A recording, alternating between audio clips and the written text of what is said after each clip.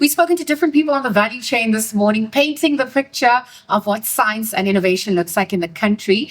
Let's also take a look at what the department themselves have in store for this 2026 edition under the theme Science, Technology and Innovation for Everyone. I'm joined by the Deputy Minister for Science, Technology and Innovation, Dr. Nomalungelo Gina. A very good morning and thank you for joining us here on the SABC. Thank you very much. Thank you very much and good morning to you. I know the energy is palpable at this point. We've been heating up, looking at the amazing opportunities and possibilities that lie ahead when it comes to science in our country. And because the theme now ultimately looks at, it making accessible for everyone, tell us a little bit more about how it's been translated in real time on the ground. Yeah, when we say science, technology and innovation for everyone, we're really trying to be very much inclusive when it comes to the issue of sciences. We could be one of affected when we are even at school. Absolutely. When it was perceived as if when we talk of science, we're talking about the very few, the elite, the most clever learners, even in class. But we are here today, we're saying as the department, when we talk to the issues of science, technology and innovation, we are inclusive, it is for everyone. And we even have a mantra in our department where we're saying, in whatever we do, the mantra for the department is placing science at the center of everything that we do, at the center of industry, at the center of education, center of society, because we are saying science touches our lives every day, all the time. So we are here launching this Science Month, really for us to have that open public engagement with all the stakeholders, all the role players, as to see what is the positive impact that science have in the lives of our people. It's quantifiable. It's also measuring observations. We're shifting perceptions as well, reframing those narratives. To your point, collaboration becomes so important. So when we look at the public-private partnerships that need to exist from universities, TVET colleges, funding at large, mitigating against those gaps. Tell us also a little bit more about how that's controlled.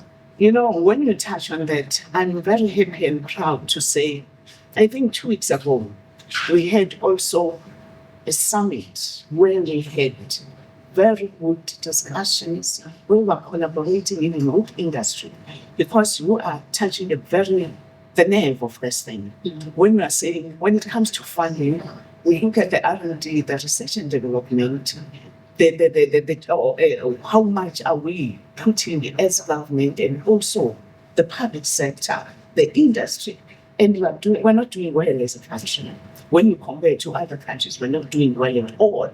At least we have got a target of 1.5 when it comes to our GDP that we must be investing on just on R&D, because any country without R&D, what are we based on? What are we basing our innovation, our industrialization on?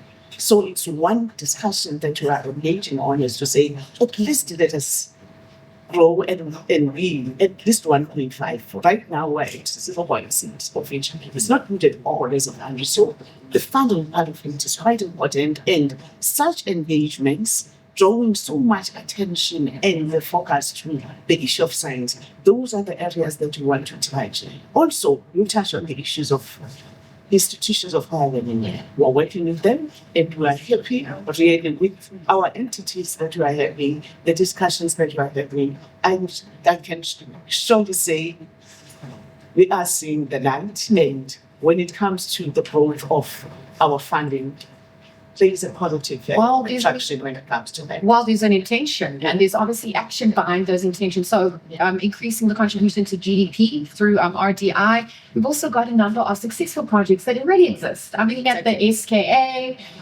Meerkat, amongst many of the others. We've got vaccine rollouts. We've seen how we've led on that front in the global stage as well, particularly during pandemics. Highlight a little bit about those success stories. I'm even smiling when you say that. With Biotech, one of our companies that we work with, we've just launched the new oral vaccine for malaria. Yes. I always say, whenever I say that, I'm reminded of my minister. I always say, that is even good news for men because they don't want injections. So when it comes to this vaccine, it's the new one that is we're busy doing clinical trials with Paraguay Hospital. Those are the developments that you are saying, the things that we need to showcase as the country when it comes to our research and what we are doing when it comes to research. But with science, I always emphasize the point that even with our security, what you are doing when it comes to that, we're talking of drones, we're talking of DNA, the bedrocks that are there.